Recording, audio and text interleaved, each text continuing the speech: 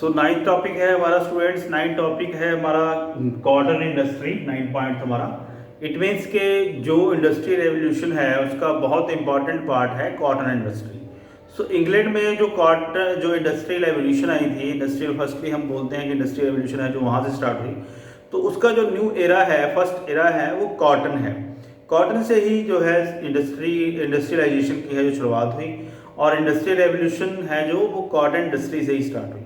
सो 17th century 18th century में 17th century it means before industrial revolution है जो जो कपड़ा है वो कैसे बनाया जाता था, वो हैंडमेड बनाया जाता था, और प्रोटो इंडस्ट्रियलाइजेशन उसको बोला जाता है कि उसमें उस टाइम पे जो लोग हैं वो कैसी इंडस्ट्री थी उस टाइम पे, यानी कि घरों में बैठ के वो ही हाउस होल्ड में ही फैमिली मेम्बर हैं जो वो कपड़े की है जो स्पिनिंग, कार्डिंग, वेस्टिंग है जो रोलिंग है वो करते थे। पर बट जब इंडस्ट्री आई मीन्स मशीन्स आई तो ये जो हाउसेज हैं वो चेंज किस में हो गई, फैक्ट्रीज में हो गई।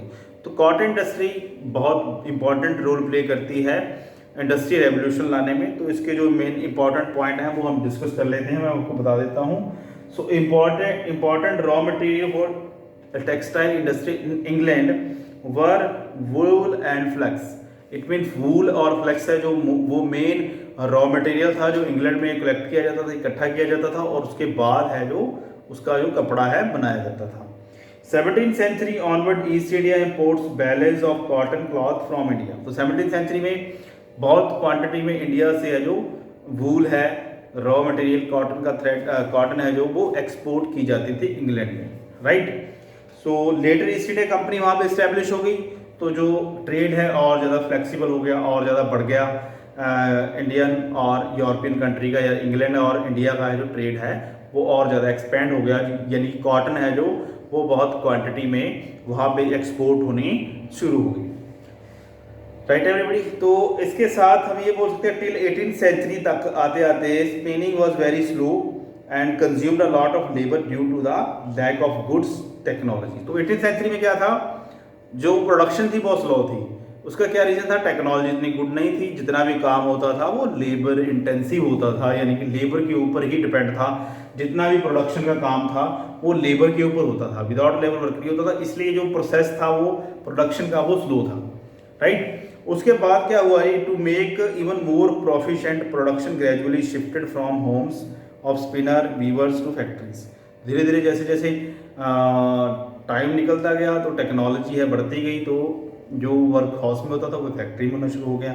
18 में कॉटन इंडस्ट्री है जो सिम्बलाइज ब्रिटिश इंडस्ट्रियलाइजेशन। तो कॉटन क्या बन गया 18th सेंचुरी में, सिम्बलाइज्ड ऑफ इंडस्ट्रियलाइजेशन, यानी कि इंडस्ट्रियलाइजेशन का जो है एक सिंबल है वो क्या बन गया, कॉटन इंडस्ट्री, राइट।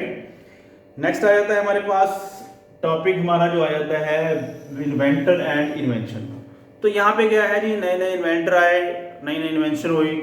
जितनी ज़्यादा इन्वेंशन हो रही थी उतनी ज़्यादा इंडस्ट्री है जो वो बूम कर रही थी, उतनी ज़्यादा इंडस्ट्री बढ़ रही थी, इंडस्ट्रियलाइजेशन हो रही थी और नई नई टेक्नोलॉजी आ रही थी, तो इंडस्ट्री स्प्रेड हो रही थी।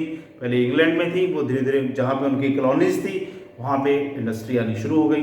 सो इन्वेंटर कौन कौन से हैं आपके, मेनली आपको मैं नेम बता देता हूँ, तो आपने इनके नेम है जो लिख लेने हैं, लर्न करने हैं। सो जॉन की है जी, इन्होंने क्या किया था, फ्लाई शटल है जो इन्वेंट किया था। जेम्स हैरग्रेवर्स ने स्पिनिंग जेनी 1765 में इन्वेंट की। रिचर्ड आर्टकेराइट ने क्या किया जी, कॉटन मिल है जो बनाई, वाटर फ्रेम बनाया। सैमुअल क्रैम्पटन ने इन्वेंट किया म्यूल को। सो ऐसे हम ये बोल सकते हैं, ये इन्वेंशन जैसे जैसे बढ़ती गई वैसे वैसे प्रोडक्शन भी है जो वो बढ़ती गई, राइट। उसके बाद construction of canals, women, condition of women and children, contemporary literature, cause of industrial revolution, steam power. तो यहाँ पे आ जाता है इन्वेंशन ऑफ रेलवे। जैसे जैसे रेलवे नेटवर्क बढ़ता गया, इंडस्ट्रियलाइजेशन और ज़्यादा इंक्रीज होती गई। रेलवे नेटवर्क में क्या था स्टूडेंट्स, फर्स्ट स्टीम इंजन है जो वो इन्वेंट किया गया 1814 को, राइट। 1814 को क्या हुआ, रेलवे स्टीम इंजन है जो वो इन्वेंट किया गया। इट मीन्स स्टीम है जो उसको इन्वेंट किया गया। रेलवे ट्रांसपोर्ट है जो इमर्ज हुई, जिसने बहुत लार्ज स्केल में है जो इन्वेंशन बताई किसकी, प्रोडक्शन गुड्स हैं जो मूव होनी शुरू हुई एक जगह से दूसरी जगह। जितनी ज़्यादा गुड्स हैं मूव हो रही थी एक जगह से दूसरी जगह, उतने ही है जो प्रोडक्शन है इंक्रीज हो रही थी, डिमांड बढ़ रही थी। डिमांड एंड सप्लाई जैसे जैसे बढ़ रही थी वैसे ही ट्रांसपोर्टेशन हो रही थी। तो रेलवे नेटवर्क बहुत बढ़ने का एक फ़ायदा क्या हुआ, इंडस्ट्रियलाइजेशन और ज़्यादा बूम हुई। 1801 में pull truck around the mine. 1814 में George Stephen constructed a locomotive called the Vulture, capable of pulling weight 30 ton uphill at 4 milli per hour, right? So locomotive George Stephen ने है जो डिज़ाइन किया था, वो एक टाइम में 330 टन है जो सामान एक जगह से दूसरी जगह वो लेके जा सकता था। So all this development of the railway transport, first railway line construction हुई जो वो कब हुई, 1815 को। Next railway connected with the Liverpool to Manchester 1830, ठीक है जी।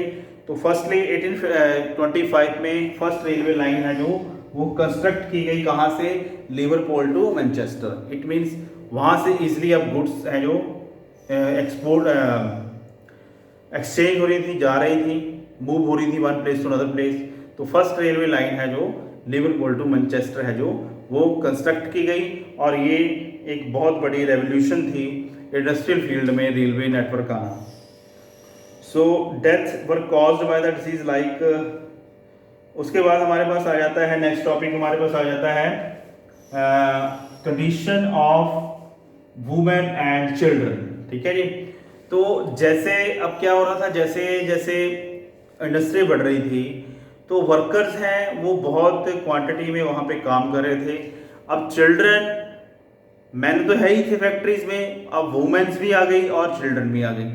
तो वुमेन चिल्ड्रन है जो उनकी क्या कंडीशन थी फैक्ट्रीज में जब वो वर्क कर रहे थे, ठीक है जी। तो यहाँ पे हमारे पास टॉपिक आ जाता है कि यहाँ पे जैसे जैसे इंडस्ट्री रेवोल्यूशन बढ़ रही थी, जो वर्किंग आवर भी इंक्रीज हो रहे थे, और जो वेजेस थे वो बहुत लो थे। इट मीन्स वुमेन्स और चिल्ड्रन है जो एक तरह से उनकी एक्सप्लॉयटेशन की जाती थी, ठीक है जी। वर्किंग कंडीशन इतनी अच्छी नहीं थी जहाँ पे वो वर्क करते थे, सैनिटेशन की प्रॉब्लम थी। तो ये भी प्रॉब्लम इंडस्ट्रियल रेवोल्यूशन के साथ आई कि एक्सप्लॉयटेशन होनी शुरू होगी। So industrial important change in the way of women and children work. Before the industrial revolution, children and women work either in farm at home. They worked under the watchful eyes of parents and relatives.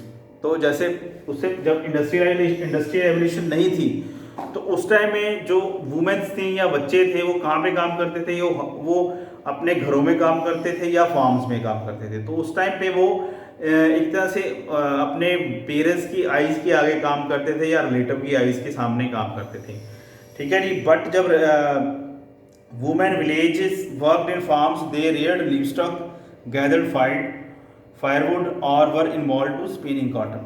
It was necessary for women and children to work and support the merger earning of men. It means वो spinning का भी work करते थे, वो farms पे भी काम करते थे, वो लाइफ स्टॉक भी संभालते थे, रियर भी करते थे एनिमल्स को। तो उनकी लाइफ ऐसी थी जब इंडस्ट्रियल रेवोल्यूशन नहीं थी, ठीक है जी। इंडस्ट्रियल, अब यहाँ पे क्या हो गया, industrialist prefer to employ women and children who not oppose to poor working condition at work और लोअर वेजेस देन मैन। जैसे इंडस्ट्रियलाइजेशन हुई तो उन्होंने इंडस्ट्रियल ने क्या किया, वुमेन्स और मैन चिल्ड्रन को एक तरह से वर्कर रख लिया। उसका रीज़न क्या था, उसका रीज़न स्टूडेंट ये था कि जो वुमेन थी या बच्चे थे, चिल्ड्रन थे, उनके वेज हैं जो लो होते थे मैन से। सो वर्किंग आवर बहुत ज़्यादा थे और वेजेस बहुत लो थे, जिसकी वजह से उनको वहाँ पे काम करना पड़ता था और वर्किंग आवर्स की कोई लिमिटेशन नहीं थी, कोई एक्ट नहीं था, कुछ नहीं था। सो इसी वजह से इंडस्ट्रियल रेवोल्यूशन ने इन लोगों की जो लाइफ है उसमें काफ़ी ज़्यादा है, हम ये बोल सकते हैं वर्स होगी उनकी लाइफ, ठीक है जी। उसके बाद फैक्ट्री एक्ट वगैरह भी बने जिससे वर्किंग आवर लिमिटेड किए गए, वेजेस को है जो बढ़ाने की बात की गई, ऐसे गवर्नमेंट ने फैक्ट्री आवर्स भी बनाए, फैक्ट्री लॉज भी बनाए। So women children work long hours in human working condition, government took save time decide working children women should be protected by the laws. A number of laws were passed by the government to improve the working condition of children and women. 1819 laws enacted prohibiting employment children under 9 working hours who were between 9 and 16 old were reduced to 16 to 12 hours. It means अब government involve हुई तो government ने बहुत सारे laws बनाए, उन्होंने working hour fix किए, उन्होंने वेजेस फिक्स किए, उन्होंने कहा चिल्ड्रन इतनी एज है, 9 एज से कम वाले चिल्ड्रन है फैक्ट्री में वर्क नहीं करेंगे, और प्लस वर्किंग आवर सेट किए गए कि इतने वर्क हैं जो वो वर्क करेंगे। तो ऐसे लॉज बना के गवर्नमेंट ने उनको प्रोटेक्ट करने की कोशिश की। सो ये था इंडस्ट्रियल रेवोल्यूशन का एक पहलू जो लोगों की लाइफ में चेंज लेके आया। ठीक है एवरीबॉडी। उसके बाद हम बात करते हैं कंटेम्प्रेरी लिटरेचर की। कंटेम्प्रेरी लिटरेचर क्या है स्टूडेंट्स? अब जो कंडीशन थी इंडस्ट्रियल रेवोल्यूशन की, इंडस्ट्रियलाइजेशन की, उसके ऊपर लोगों ने लिटरेचर लिखना शुरू कर दिया। उन्होंने लिटरेचर किसके ऊपर लिखा? जैसे हार्ड टाइम लिखा गया, चार्ल्स डिकन ने हार्ड टाइम लिखा, सफरिंग फॉर द पीपल्स, जैसे लोगों की सफरिंग्स आई इंडस्ट्रियल रेवोल्यूशन में, उसके ऊपर नॉवल लिखा हार्ड टाइम चार्ल्स डिकन ने। नॉवलिस्ट यानी कि अदर लोग हैं जो अदर लिटरेचर लिखने वाले पर्सन हैं, पोइट हैं, स्कॉलर्स हैं, उन्होंने डिफरेंट अपनी राइटिंग्स दी वुमेन्स की लाइफ के ऊपर, चिल्ड्रन की लाइफ के ऊपर, इंडस्ट्रियल रेवोल्यूशन ने कैसे लोगों की लाइफ चेंज की, इकोनॉमिक चेंज कैसे आए, उसके ऊपर डिफरेंट राइटिंग्स हैं जो डिफरेंट ऑथर्स ने उस टाइम पे दी। सो इससे हम बोल सकते हैं कि लिटरेचर ने भी बहुत इंपॉर्टेंट रोल है जो प्ले किया। ठीक है। Napoleon's politics, blockade, British response to them lead to closing Europe and traders, world industrial use to revolution is too limited. Transformation beyond the economic and industrial sector also become apparent in social sector. ठीक है जी। उसके बाद हम बात करें causes of industrial revolution. Causes की बात करें, कॉजेज तो बहुत सारे थे इंडस्ट्रियल रेवोल्यूशन के, वो मैं आपको बता देता हूँ कौन कौन से कॉजेज हैं इंडस्ट्रियल रेवोल्यूशन के। सो इंडस्ट्रियल रेवोल्यूशन के कॉजेज क्या थे? Political stability, unified under monarchy, common law, single currency, वो हमने डिस्कस कर लिया, taxes, wages, salaries, bank of England founded in 1964 and invention of steam engine, agriculture revolution, markets, invention of machines, ठीक है जी, and introduction of railways and canals, ठीक है जी, construction of canals, ये भी इसके रीज़न है, एंड स्टीम पावर, ये भी रीज़न है। तो उसके बाद क्या हम नेक्स्ट डिस्कस करते हैं, हमारा टॉपिक है जो हमारा next, repression of government and protest movement. So जैसे जैसे टाइम निकलता गया तो बहुत सारे गवर्नमेंट ने रिप्रेशंस रूल्स हैं वो बनाए, उसके बारे में हम डिस्कस कर लेते हैं।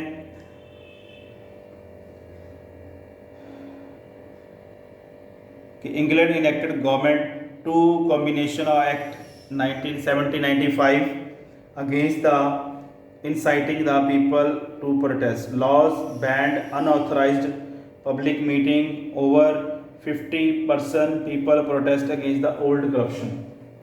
तो ऐसे बहुत सारी रिप्रेशन पॉलिसीज गवर्नमेंट के द्वारा बनाई गई, ऐसी पॉलिसीज गवर्नमेंट ने बनाई जिससे भी लोग इकट्ठे ना हों, गवर्नमेंट लोग कोई प्रोटेस्ट ना कर पाएँ, कोई लॉ ना बना पाएँ, कोई ऑर्गेनाइजेशन ना बनाएं। तो उससे रिलेटेड लोगों ने बहुत सारे मूवमेंट्स किए।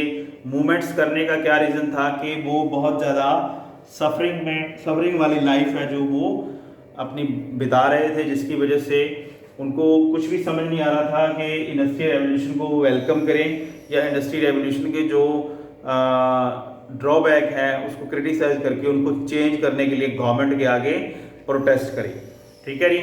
तो स्टूडेंट्स ऐसे जैसे जैसे गवर्नमेंट ने रिप्रेसिव पॉलिसीज बनाई तो वैसे ही लोगों ने प्रोटेस्ट मूवमेंट भी चलाई, यानी कि उसके अगेंस्ट उन्होंने आवाज़ उठाई।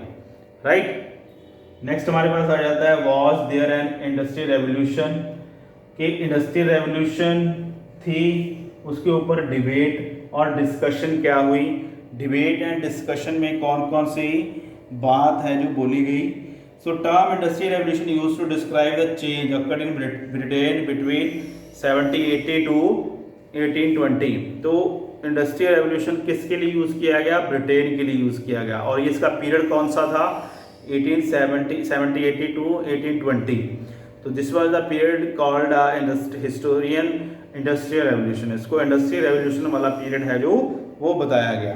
Term industrial revolution has challenged by the modern historian. So term industrial revolution एक तरह से जो मॉडर्न हिस्टोरियन है उनके लिए एक चैलेंज था। वो कैसे? बिकॉज ऑफ स्टूडेंट्स थे जो स्टूडेंट नहीं हिस्टोरियन थे, वो इस चीज़ को कैसे अडॉप्ट करें, कैसे मानें कि industrial revolution is a good for people और bad of people. So that was the challenge of historian, describe the industrial revolution in positive way and negative way. तो उनके लिए इसको बहुत डिस्क्राइब करना बहुत मुश्किल था। तो दैट वाज द चैलेंज। तो ये एक तरह से इनके ऊपर डिबेट डिस्कशन हुई कि हाँ जी, ये जो हमारे लिए वेल्थी है या अनहेल्थी है, या लोगों के लिए जो पुअर वर्कर हैं, पुअर पीपल है, उनके लिए अच्छा था या नहीं था। तो इंडस्ट्रियल रेवोल्यूशन के ऊपर भी डिफरेंट डिस्कशन और डिबेट हैं जो वो हुए। Industrialization was gradual change in industry sector rather than the sudden revolution. Concentration of worker in factory, wide use of money already existed prior of 19th century. सो बहुत सारे बातें हैं इसके लिए, बहुत सारे पहलू हैं। ये एक तरह से बहुत ज़्यादा मनी का यूज़ होना शुरू हो गया। वर्कर्स आए हब में, बहुत क्वांटिटी में वर्कर्स हैं जो वो फैक्ट्रीज़ में वर्क करना उन्होंने शुरू कर दिया। So these are the reason behind the industrial revolution. ठीक है जी। सो स्टूडेंट्स, बहुत इंपॉर्टेंट चैप्टर है हमारा। इसके साथ हमारा ये टॉपिक है जो कंप्लीट हो गया। बहुत कुछ है और भी इसमें नई चीज़ें बहुत हैं इंडस्ट्रियल रेवोल्यूशन में डिस्कस करने के लिए। तो you have take a help from the internet and also your reference book. So जिससे और ज़्यादा आपको पॉइंट्स मिल सकते हैं, आप और ज़्यादा इसको डिटेल में डिस्कस पढ़ सकते हो। ठीक है जी। मेनली जो इम्पोर्टेंट पॉइंट है वो हमने डिस्कस कर लिए related to the chapter, related to our syllabus. But modern views भी बहुत हैं इससे रिलेटेड, इंडस्ट्रियल रेवोल्यूशन से लेके। ठीक है जी। तो स्टूडेंट्स, ये हमारा चैप्टर कंप्लीट हो गया। नेक्स्ट चैप्टर में नेक्स्ट वीडियो के साथ मिलते हैं। Thank you everyone.